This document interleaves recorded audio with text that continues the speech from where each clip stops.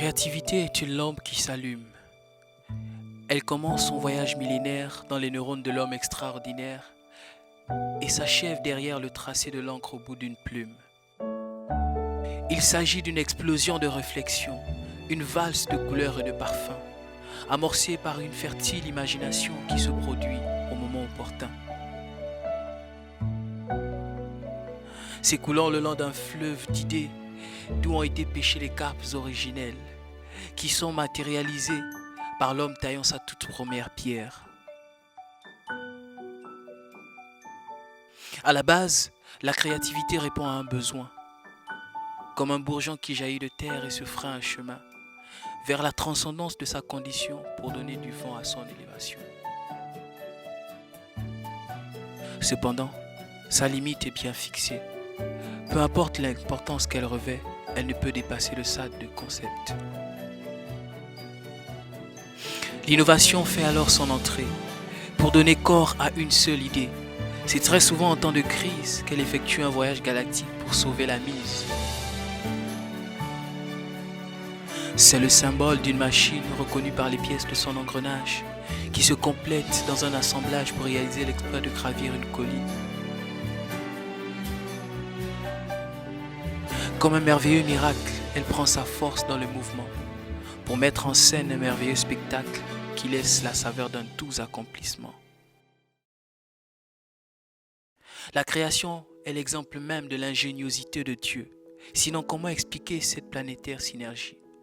Du plus petit être vivant au plus majestueux, lié par un transfert cyclique d'énergie. L'éléphant, le plus grand planteur, se nourrit du fruit qu'il a rejeté.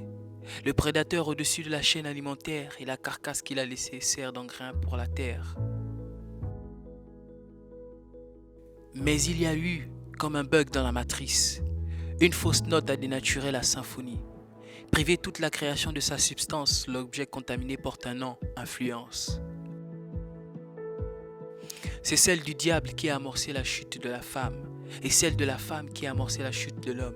L'histoire de la pomme du péché, plus qu'une simple fable, un folklore qui conte la dérive de la course du monde. L'atome, à l'origine de la vie en grand nombre, cause aussi la mort en grand nombre. La flèche pensée pour la chasse, détournée contre son frère pour prendre sa place. Le vaccin ne soigne plus seulement, mais il est aussi une arme. Le monde a perdu son bon sens dans tout ce vacarme. Existe-t-il un fruit de la créativité de l'homme qui ne peut être utilisé pour donner la mort? Il nous faut alors éradiquer cette mauvaise influence, faire volte-face et replanter le décor, puiser dans la pensée du maître des cieux et en ressortir tout ce qu'il y a de mieux. Leader, qui influence ton influence? Oui, créativité et innovation, mais il faut quand même qu'on rappelle ce qui est arrivé à ceux qui ont construit la tour de Babel. Il faut penser aux autres désormais. Voilà ce que Jésus-Christ a fait. Tous les trésors du monde n'ont de la valeur que lorsque c'est Jésus qui te conduit au sommet.